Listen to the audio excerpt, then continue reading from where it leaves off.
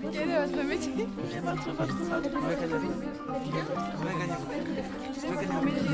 Quel est votre métier? Quel est votre parcours? Combien gagnez-vous?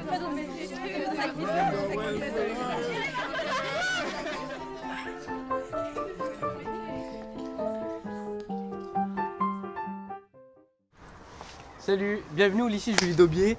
Nous allons vous présenter Madame Sénéca, la chef des travaux. Bon bah c'est parti hein.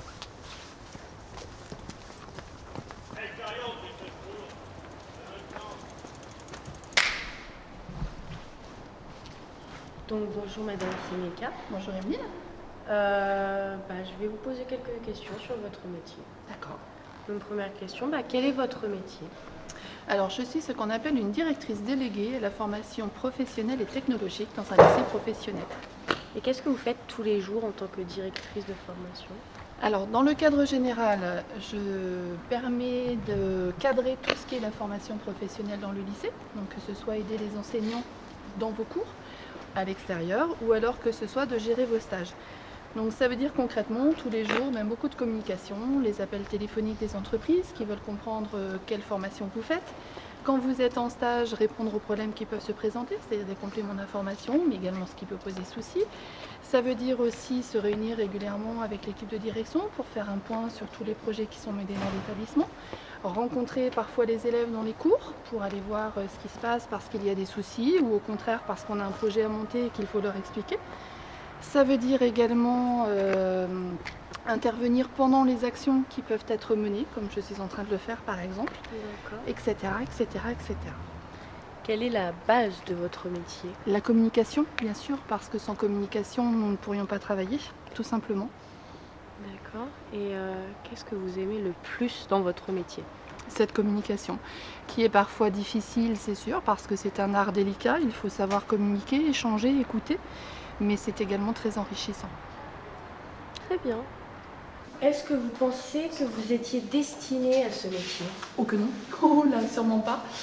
Absolument pas, parce que je n'ai pas fait d'études a priori pour aller vers l'enseignement, pas du tout. J'ai un bac SMS au départ, parce que très honnêtement, en fin de troisième, ma maman avait décidé que je serais secrétaire médicale, parce que moi j'avais aucune idée de ce que je voulais faire. Et puis j'ai eu mon bac, j'avais à peine 18 ans, donc pas du tout prête pour aller dans la vie active. Donc j'ai fait un BTS de secrétariat de direction.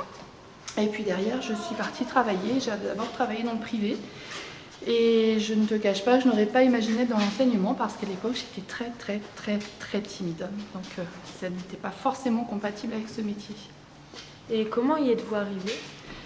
Par un hasard de la vie, j'ai subi 2 licenciements économiques dans le privé. Et puis mon deuxième licenciement économique, j'ai découvert un article dans le journal à l'époque qui parlait des premiers emplois jeunes. C'était donc des emplois à durée déterminée de 5 ans dans l'éducation nationale, dont le but était d'aider les jeunes à retrouver un certain niveau. En ce qui me concerne, comme j'étais un petit peu douée en informatique, mon rôle a été de les aider à trouver un niveau informatique parce qu'à l'époque, tout le monde n'avait pas d'ordinateur à la maison. C'était il y a environ 15 ans maintenant. Et puis, j'ai choisi ce contrat en me disant, quand même, éducation nationale, avant qu'ils déposent le bilan, je devrais réussir à faire mes 5 ans.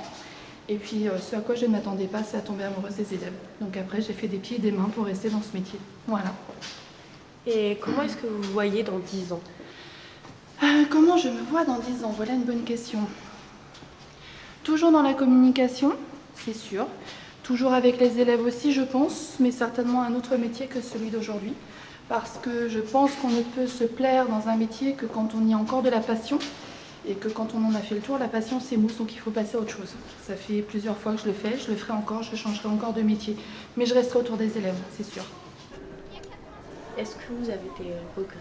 Je n'ai pas de réel regret. Alors bien sûr, il y a toujours des choses, on a toujours des échecs tout au long de sa vie. Un exemple parmi d'autres, un élève, il y a quelque temps, une élève en l'occurrence qui m'a appelé en me disant, alors que c'était une excellente élève en gestion-administration, qu'elle arrêtait ses études parce que ses parents avaient décidé que comme elle avait 16 ans, elle arrêtait ses études, alors qu'elle avait toutes les clés en main pour parfaitement réussir son parcours scolaire. Et là, je ne peux rien faire et ça, c'est un vrai cauchemar. Donc en fait, vous êtes là pour aider les élèves, les mener sur le bon chemin. Vous les voyez énormément de temps par jour, étant donné qu'on y passe quand même la majorité de notre vie jusqu'à nos 18 ans. C'est vrai. Est-ce que vous pensez être comme une maman pour les élèves? Non, non, faut pas confondre les rôles. Je pense être là comme quelqu'un, comme un adulte qui a plus d'expérience que vous, qui a un regard peut-être, j'ai envie de dire, plus haut que vous sur la vie et donc pour vous aider à vous diriger. Mais être votre maman, non, bien que évidemment il y a quelques points communs.